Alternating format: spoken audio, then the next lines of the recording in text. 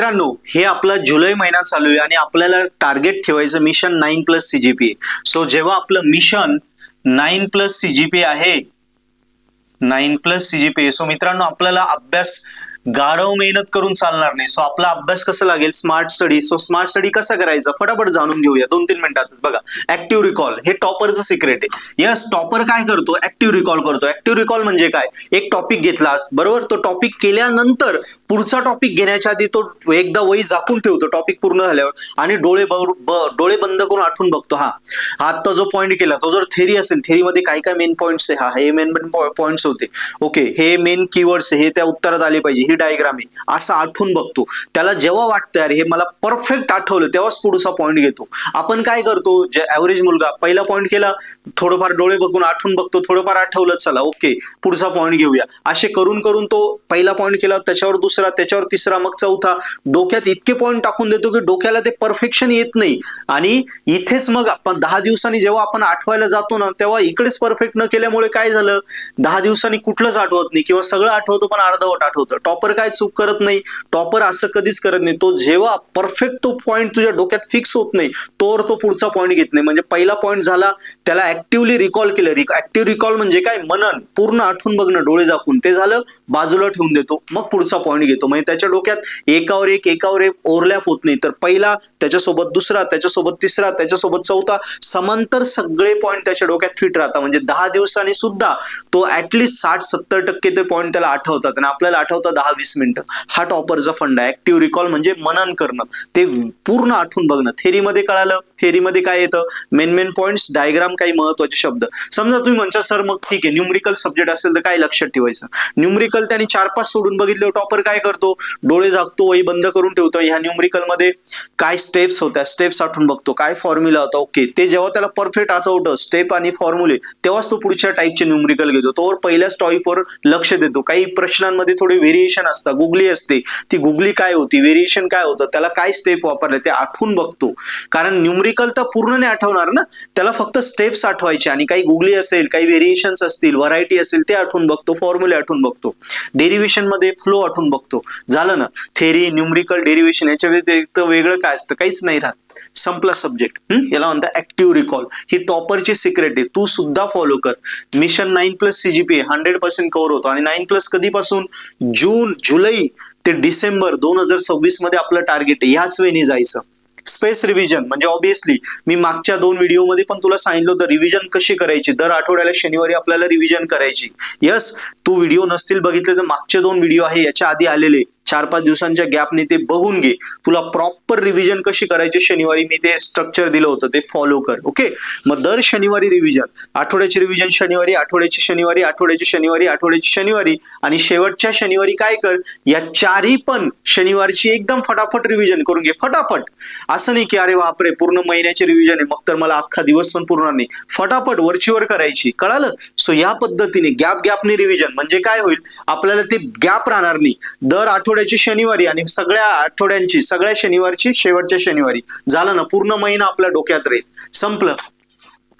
PYQ first. Obviously अभ्यास करताना जो टॉपिक तू केला त्या टॉपिकवर प्रश्नपत्रिका सोडून बघायची. म्हणजे पेपरमध्ये कसे प्रश्न आले हे चेक केलं पाहिजे ना, नाही तर नुसता अभ्यास करत जाऊ आणि नंतर कळालं सालं पेपरमध्ये तर वेगळ्याच प्रकारचे प्रश्न आले, जे केलं ते आलंच नाही, हे कळणार नाही. त्यामुळे जो टॉपिक संपला, युनिट नाही, युनिटमध्ये समजा 5 टॉपिक आहे, सो पहिला टॉपिक झाला त्या युनिट मधला लगेच पेपरमध्ये बघायचं, याच्यावर प्रश्न आले का, नाही आले तर मग ठीक आहे, कसे येऊ शकतात, आणि आले तर कसे आले, काही गुगली टाकली का, काही व्हरायटी आली का.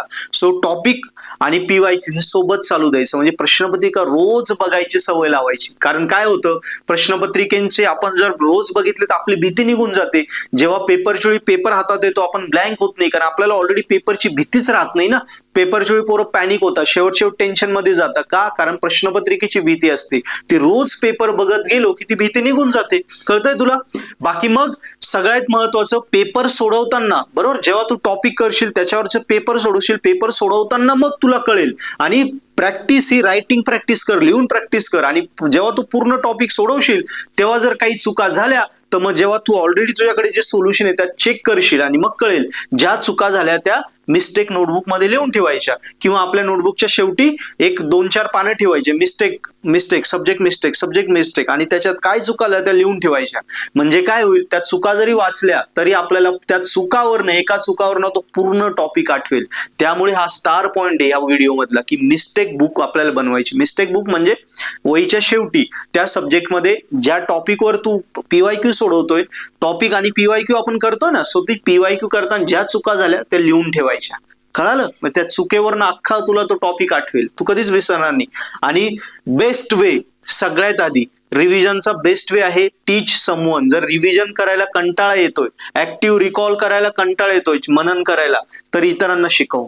मग हे तर स्टार पॉइंट आहे. हा जर केला तर या 2 पॉइंटची सुद्धा गरज नाही पडत. कारण इतरांना जेव्हा शिकवतो ना तेव्हा आपली इज्जत पणाला लागलेली असते. त्याला शेवटी त्यांनी प्रश्न विचारला, आपल्याला उत्तर द्यायचं, म्हणजे आपल्याला तो टॉपिक कळालाच पाहिजे डिटेलमध्ये. आणि जरी अर्धवट कळाला पण जेव्हा आपण दुसऱ्यांना शिकवतो ना तेव्हा तो एकदम डोक्यात फिट होत जातो. बघ ना, तू समजा एखादा पिक्चर बघितलाय आणि जेव्हा तू मित्राला ती स्टोरी सांगते, यार काल पिक्चर बघितला का, अरे तो म्हणतो काय स्टोरी, अशी स्टोरी होती. ती स्टोरी एकदा त्याला सांगून झाली का ती डोक्यात फिट होते ना, तू कधी पण सांगू शकतो. तसंच आहे, इतरांना शिकवायचं सुरुवात कर फ्रीमध्ये. 100% तुला तो ह्या दोन्ही गोष्टींची गरज नाही पडणार. आपोआप रिव्हिजन पण होऊन जाईल आणि ऍक्टिव्हली रिकॉल सुद्धा आपोआप होऊन जाईल. मित्रांनो, तुम्हाला 5 स्ट्रॅटर्जी मी इथे दिलेल्या स्मार्ट स्टडीच्या, सगळे टॉपर फॉलो करतात, तुम्ही सुद्धा फॉलो करा. ऍक्टिव्ह रिकॉल सांगितलं, टॉपिक झालं, वही बंद करा, त्याच्या डायग्राम मध्ये थेरी मध्ये काय काय पॉईंट होते, काय डायग्राम होते, न्यूमरिकल मध्ये काय स्टेप होते, काय फॉर्म्युले होते, डेरिव्हेशन मध्ये काय फ्लो होता, आठवून बघायचं. याला म्हणतात ऍक्टिव्ह रिकॉल. हा टॉपरचा सिक्रेट आहे, तो सामान्य मुलगा करत नाही, आपण करायचा. स्पेस रिव्हिजन, दर शनिवारी आठवड्याची रिव्हिजन, शनिवारी शेवटच्या शनिवारी पूर्ण 4 शनिवारीची रिव्हिजन एकदम फास्ट मध्ये 1-1.5 तासात. म्हणजे फक्त मेन पॉइंट बघायचे, डायग्राम बघायचे, एवढंच, डिटेल मध्ये जायचं नाही. रिव्हिजन मध्ये एकदम शॉर्ट मध्ये. प्रश्नपत्रिका, टॉपिक प्रश्नपत्रिका सेमिस्टर भर बघत जायच्या. शेवट मुलं चूक काय करतात, शेवटच्या 8 दिवसात पेपर बघतात.